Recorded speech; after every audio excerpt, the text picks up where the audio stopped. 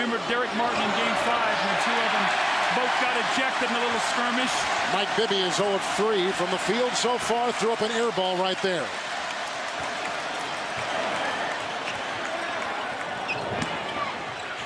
Garnett, Hassel. Hassel had an open 10-footer, put it on the floor, made it a tougher shot. He should have shot it the minute he caught it.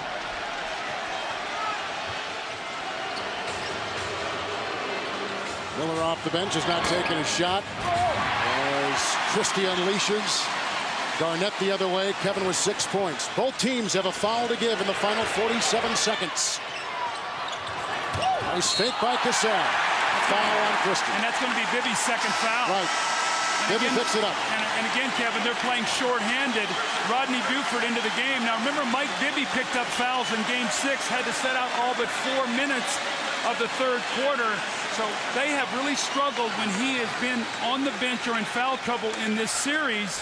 So we'll see how they play now with Mike Bibby in foul trouble. And this brings in the first real taste of the Peeler suspension. Out for 2 games tonight. And a charge on the Timberwolves, and it goes on Cassell. Make it Madsen away from the ball. Well, this was the Game 6 situation where Kevin Garnett and Anthony Peeler, 2 very good friends, got caught up. A couple elbows. Peeler throws one to the head and is suspended for 2 games. Stojakovic unloads a 3, so they have fought themselves back, trailed by only 5, in a welcome sight in Sacramento when Page is knocking down that 3. And now the Kings are 2 of 4, shooting 3-point shots tonight. Timberwolves have not hit above the arc. And Sprewell, with Garnett setting a screen. Fred Hoiberg in the game for the first time. And Garnett over Weber. And a foul on Chris Weber.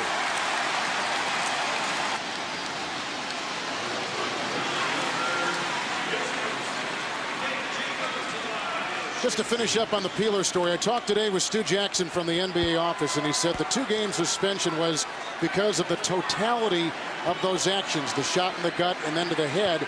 He said it was not a suspension for the first move and a suspension Game 2 for a second hit. There were always the totality of it. And he said that the key was Peeler going over the shoulder and hitting him in the head. And he said we just can't because of the injury factor. The NBA cannot tolerate that. Absolutely, and it was the severity with which he threw the elbow, and if Sacramento advances, he would have to miss Game 1 of the Western Conference Finals. But Garnett, it's important he gets to the free throw line. It's amazing in the wins and the losses. When he gets to that line in the wins about 9 times a game, only 3 in the losses, so he has got to be aggressive. Foul to give for Minnesota. Great defense by Garnett. And that takes us to the end of the first quarter where the Timberwolves shot 43%.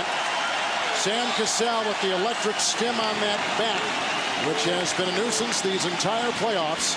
Coming up big with the great start, 5 of 8, and a game-high 11 points. They call him Big Game Sam. He's known for these kind of games in the biggest of moments. He's off to a wonderful start here tonight.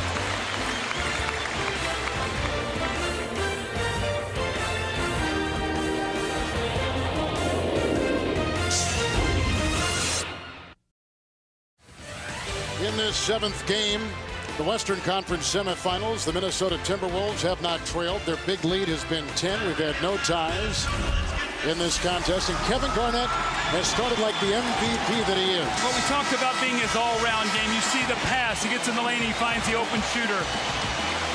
Backs down Chris Webber. This was his first shot of the game that he knocked in. His rebounding. And then his steals, his defense. He's filling up the stat sheet, stepping out, shooting the jump shots. It's his all-round brilliance that has made him the MVP. First quarter, 7 points, 6 rebounds, 2 assists, 3 steals, and more importantly, no turnovers. He's off to a great start. And the other big name in this game is Mike Bibby on the Sacramento bench with no points, 2 fouls, and a single assist. Rodney Buford is in with Stojakovic, Miller, Divac, and Christie. Starting the second quarter, Madsen is on Miller. Stojakovic. And a Kevin Garnett rebound, and that is number 7. Sacramento's got to do a better job screening Hassel to free up Stojakovic.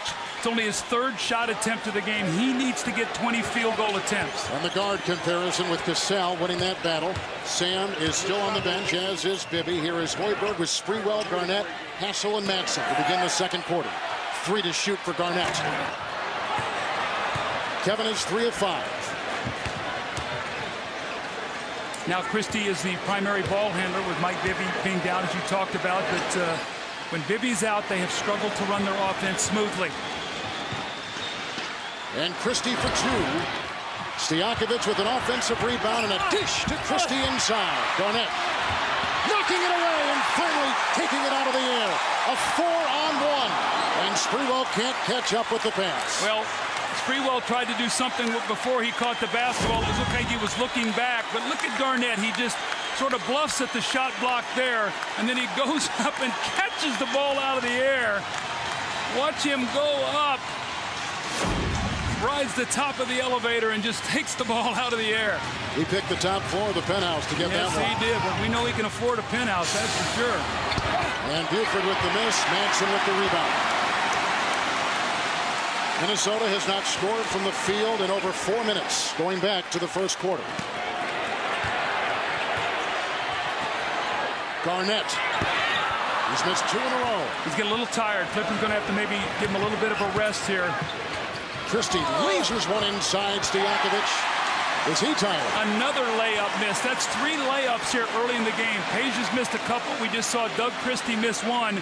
I think you're going to see Irvin Johnson come in right now to give Kevin Garnett just a little bit of rest. And Serbiak's going to come in for some offense as Hoiberg misses the shot. Stojakovic grabs onto his 6th rebound. And here come the Kings, Doug, who are 0 of 6 so far in the early stages of this second quarter. Well, they have to be very fortunate. They're only down 6 points right now. And you can see they're going to Page on every possession here to try to get him some shots. Good screen by Miller for Stojakovic. The shot just is not there. 1 of 6 for Page. Well, Hassel's done a nice job. That was an open shot. He normally makes those, but most every other shot has been under duress. Hoiberg has had a great series. Garnett again. Kevin's got a couple of assists. Sprewell for 3. Well, Sprewell has struggled from the floor. Shot clock winding down. Christie looked like he was going to fake a timeout there. Rick Adelman wanted a timeout. That shot of Sprewell pushes it back to a 9-point lead. Kevin, I'll give you some numbers here. We played a little over 15 minutes. Sacramento's missed 18 shots. They have no second chance points. They have no fast break points. And they have no free throws. So they've done nothing to make up for their poor shooting. They're very fortunate they're only down 9. And Doug, Sacramento only has 16 points in 15 minutes. It's Buford. Rebound by Hoiberg. They got Wally Serbiak in now. And Garnett is taking a breather with Sprewell on the Minnesota bench. Mike Bibby is back in the game with an 0 of 3 start. And Hoiberg to Serbiak. Buford defended. The slot normally held for Anthony Peeler on that end. And the Timberwolves have their biggest lead tonight. That wasn't pretty, but he worked very hard for that. You can see Derek Martin now is not the backup point guard. They're going with Hoiberg and Serbiak in there with Cassell, so he wants his better players on the floor. It's a better lineup as Hoiberg just picks up a foul. The Sacramento Kings are shooting 27%. They've missed their last 8 from the floor. But you've got to do some hustle plays. They've got 2 baskets in the paint, no free throws. I mean, you've got to make something happen at the rim. Everything's a jump shot. And Divac grinding inside against Irvin Johnson. We still go back, though, to Mike Bibby. That's the second on Irvin Johnson, the starting center for the Timberwolves, because when Bibby goes, this whole team benefits. He sets up Stojakovic, he sets up Weber, and his own game then develops very nicely. Well, he makes the game easier for everybody else. And Kevin Garnett, we talked about it in the open. He said, if we can control Bibby, we can win the game. And right now they're doing that, and they have an 11-point lead. And here is Vlade Divac at the line.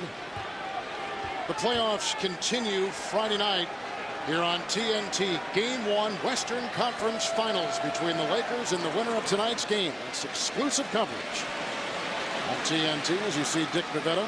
The horn sounded just as Vlade was getting ready to put that shot in the air from the stripe. Kings tonight 1 of 2 from the line. Minnesota 2 of 3. You can see the importance of Mike Bibby staying out of foul trouble because Christie now is resting. He's got to get a little bit of a rest, and you have to have Mike Bibby on the floor with Rodney Buford. You need a ball handler. Buford can do a good job defensively. He can make some shots, but he can't run your team. And that's where they really miss Bobby Jackson with that backup point guard situation. It's really put them in a hole now, especially with Peeler being out. Take a look at Bobby Jackson, who continues to work out, but in civvies tonight, here comes Sam Cassell with the game-high 11.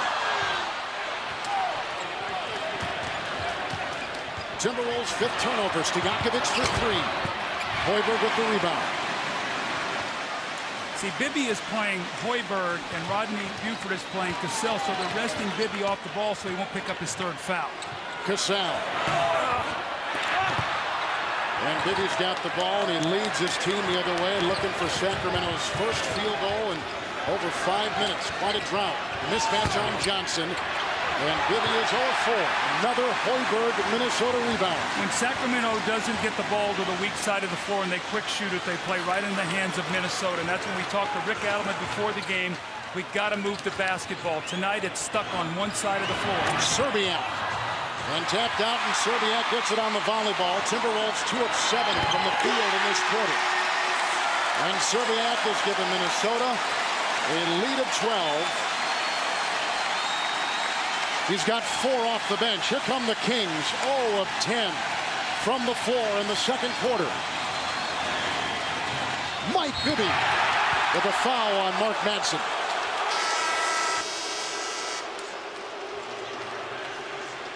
Madsen picks up his 2nd personal foul of the game.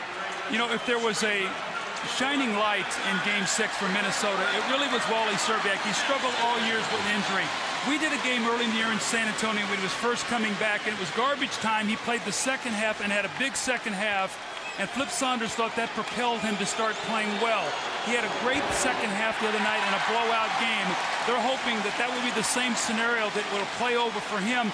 Remember now, they struggled when they started getting Serbiak back and Michael Olowokandi and all the guys. They went through that little period that Sacramento went through when Weber came back from injury. So they're hoping that the second half of Game 6 served as a way for Wally Serbiak to get himself back in the flow with his offense. And just as he was feeling good about his game, he broke those small bones in the lower part of his back in the Denver series. Sam Cassell, a Serbiak offensive rebound, keeping it alive with a corkscrew move.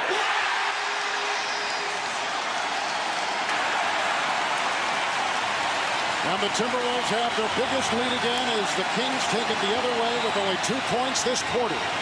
Brad Miller.